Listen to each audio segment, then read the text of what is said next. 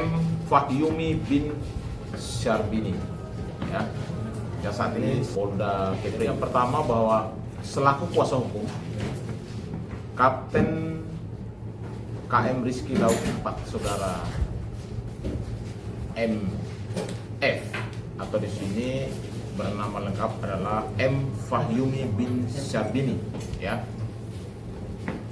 Klarifikasi terkait proses penangkapan, proses penyitaan barang bukti, penetapan tersangka dan penahanan yang dilakukan oleh tim Subdit 4 Tipiter tim Krimsus Polda Kepri pada tanggal 29 2005. Saya temukan banyak kejanggalan prosedural yang berpotensi mencederai hak-hak klien saya yang bertentangan dengan hukum positif yang berlaku. Kronologi, ya, saya harus sampai kronologi yang sebenarnya. Pertama-tama, hari Kamis tanggal 29 2005 itu adalah hari libur nasional. 00.30 jam 12.30 atau 00.30 WIB tanggal 29, KM Rizky Laut 4 berangkat dari Tanjung Uncang menuju perairan Kabil.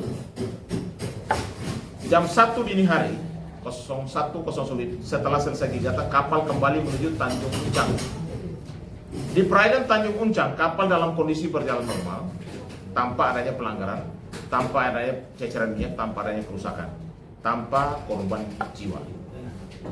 Tapi tiba-tiba di jam itu, jam 1-an, didekati satu unit speedboat sipil bermesin 200 PK berisi 5 pria bersenjata laras panjang. Tanpa menunjukkan surat perintah penangkapan atau surat tugas, mereka memanjat kapal dan menodongkan senjata kepada kru dan kapten seraya berteriak agar tidak bergerak. Dan HP awak kapal disita tanpa berita acara penyitaan. Dan kemudian kemudi kapal udah pasti, ya. Di sini menurut kapten kapal yang saya sudah ketemu menyatakan bahwa diambil paksa. Dan jalurnya akhirnya karena waktu situasi air surut jam 3 pagi kapal akhirnya melalui jalur dangkal sehingga kandas di pasir, tidak terjadi kecelakaan, kerusakan, tumpahan minyak atau korban jiwa. Jam 11.30, ya, jam 11.30 di tanggal 30 KM Rizky Laut 4 tiba di dermaga Mako Polairut Polda Kepri. 12.00 WIB, 2 orang kru dan 1 kapten dibawa ke aula, ya, aula Mako Polairut. Jam 1 siang sampai dengan jam 1 dini hari, 2 kru diperiksa di Subdit 4 Tipiter Krimsus Polda Kepri lalu dipulangkan ke Simpang MTC Sekupang. Kapten tetap ditahan, ya. Surat penangkapan baru diserahkan ke istri setelah semua proses berjalan. Tanggal 30 Mei, tim Subdit 4 Tipiter Krimsus Polda Kepri menyedot BBM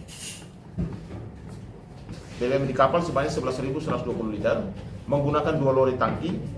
Berita acara penyitaan tanpa dihadiri kapten dan tanpa menitipkan barang bukti ke Ruk Basan hanya disaksikan oleh 3 kru. BBM tersebut kemudian diketahui dititipkan ke gudang PT Rizky Barokah Madani atas permintaan tim Subdit 4. Tanggal 31 Mei, SPDP baru dikirim ke kejaksaan. Ya. Hal ini belum terverifikasi. Catatan di sini bahwa kapal tidak sedang dalam melakukan tindak pidana apapun, serta itu tidak ada minyak tumpah, tidak kandas, dan tidak ada korban jiwa. Ya. Seluruh HP awak kapal waktu itu disita secara sepihak tanpa berita acara penyitaan. Ya. Kemudian kapal diambil alih paksa oleh tim tersebut, lalu kapal diarahkan sesuai instruksi mereka. Saat itu kapal diarahkan dari jalur dangkal hingga menabrak pasir dan kandas di jam 3 pagi akibat air surut. Tidak ada kerusakan berat, korban jiwa dan insiden tersebut. Dalam hal tersebut, ya, analisis hukum kami bahwa penangkapan tidak sah secara prosedural. Pasal 18 ayat 1 mewajibkan petugas memperlihatkan surat perintah penangkapan kepada tersangka. Penangkapan dilakukan kecuali tertangkap tangan. Dalam kasus ini tidak ada surat perintah di lokasi, tidak dalam keadaan tertangkap tangan karena kapal berjalan normal tanpa tumpahan minyak, korban dan pelanggaran hukum yang kasat mata. Jurisprudensi putusan Prapit nomor 32 Pit Prap Garing 2013 PN Jakarta Selatan.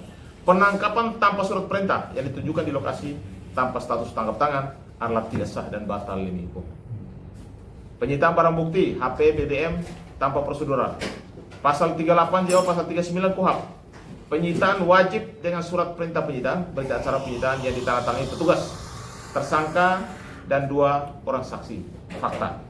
HP waktu itu disita tanpa berita acara. BBM 11.120 liter disedot pada tanggal 30 Mei tanpa berita acara, tanpa kehadiran daripada kapten kapal dan tanpa penitipan resmi. Jurisprudensi putusan Prapit nomor 69/PIT/Prat/2015 PN Jakarta Selatan, penyiptaan tanpa berita acara dan tanpa saksi adalah tidak sah.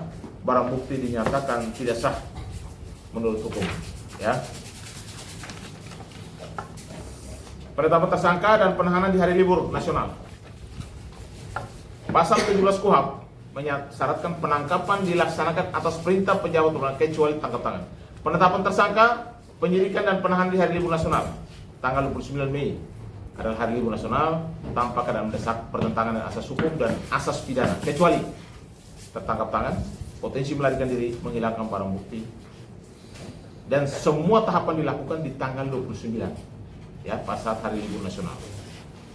Saya jelaskan ya, ini adalah proses yang sangat cepat ya, yang dilakukan oleh tim Tipiter Subdit 4 Polda Kepri. Di tanggal 29 Mei itu penangkapan tanpa surat perintah di laut jam 1.00. 29 Mei juga penyitaan HP awak kapal tanpa berita acara. 29 Mei juga pengambilan alih kemudi kapal oleh petugas. 29 Mei pemeriksaan awal di Polda di Mako Polairut. 29 Mei pemeriksaan BAP 2 kru di Subdit 4 Tipiter. 29 Mei penetapan Kapten KM Rizky Laut 4 sebagai tersangka. 29 Mei penertiban surat perintah penahanan. 30 Mei penyedotan minyak di kapal sebanyak 11.120 liter ke lori tangki tanpa berita acara penyitaan. 30 Mei minyak dititipkan ke PT Rizky Baroka Madani tanpa surat penetapan resmi. 31 Mei pengiriman SPDP kejaksaan ya, harusnya diwajibkan 7 hari kerja tapi masih dalam konfirmasi ya.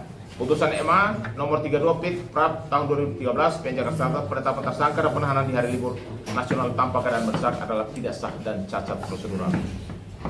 Yang di sini adalah tidak ada delik material dan saat penangkapan, delik pidana, perbuatan pidana, aktus reus, niat jahat mens rea. Dalam kronologi kapal berjalan normal, tidak ada tumpahan minyak, tidak ada korban, tidak ada kerusakan lingkungan, maka tidak terdapat aktus reus yang nyata di lokasi saat penangkapan. Putusan MA nomor 94 PK/PIT 2015, jika perbuatan pidana belum terjadi atau tidak dapat dibuktikan saat penangkapan, maka penetapan tersangka tidak sah secara hukum. Analisa tambahan fakta BAP dan pelanggaran hak tersangka. Ya, di sini ada beberapa contoh kasus.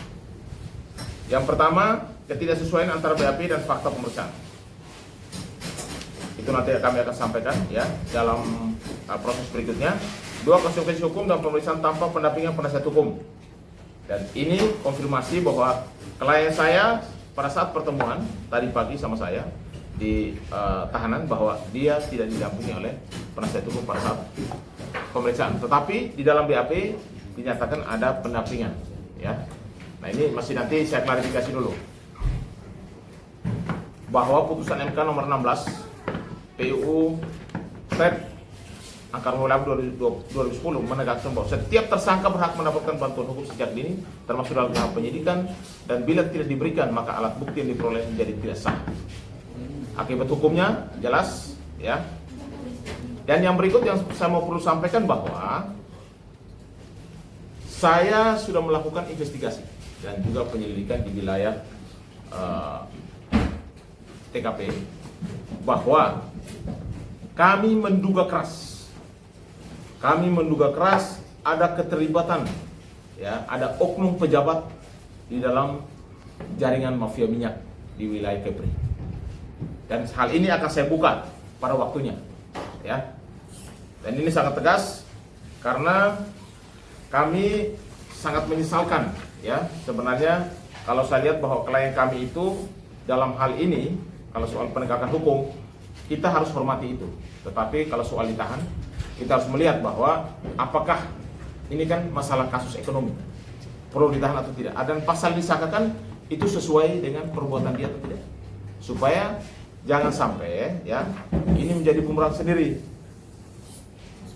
Yang berikut kesimpulan, ya kesimpulan di sini saya mau sampaikan. Yang pertama, proses penangkapan, penetapan tersangka dan penahanan terhadap Kapten KM Rizky Laut 4 Saudara MF dilakukan dengan melanggar prosedur hukum yang diatur dalam KUHP dan asas hukum yang acara pidana, termasuk pelanggaran terhadap hak tersangka sebagaimana dijamin oleh Undang-Undang Nomor 8 Tahun 1981, ya Undang-Undang 39 Tahun 99, Undang-Undang HAM dan Putusan Mahkamah Konstitusi Nomor 16, PUU Angka 8 Tahun 2010. 2. Pemeriksaan terhadap tersangka dilakukan tanpa pendampingan. Ada informasi yang saya dapat langsung dari klien saya. 3 kali saya bertanya apakah saudara didampingi, dibilang tidak. Nanti kita akan klarifikasi dari pihak kepolisian karena di BAP ternyata ada pendampingan, ya. Kalau misalnya pendampingan ternyata tidak ada, berarti cacat hukum dan tidak syarat formilnya tidak terpenuhi sebagai alat bukti yang sah. Ini mencederai hak konstitusional tersangka dan bantuan hukum, menciptakan ruang terjadinya tekanan atau intimidasi dalam BAP. 3. Penyitaan HP, ya. Harusnya dalam penyitaan itu harus ada berita acara penyitaan. Itu jelas diatur dalam pasal 38, 39 dan 44 KUHP dan ada jurisprudensinya. Fakta BBM dititipkan juga, harusnya ada yang namanya berita acara dan harus disaksikan oleh kapten kapal. Seluruh tindakan penyitaan, pengalihan kemudi kapal hingga penahanan dilakukan pada hari libur nasional tanpa dasar keadaan yang mendesak. Hal ini melanggar prinsip profesional, proporsionalitas, legalitas dan akuntabilitas dalam pelaksanaan wewenang aparat penegak hukum. Dan yang saya di sini tetap tegaskan bahwa ada dugaan kuat ada pejabat di dalam jaringan mafia minyak di Kepulauan Riau, dan ini harus tetap dilakukan penyelidikan, ya, penyelidikan.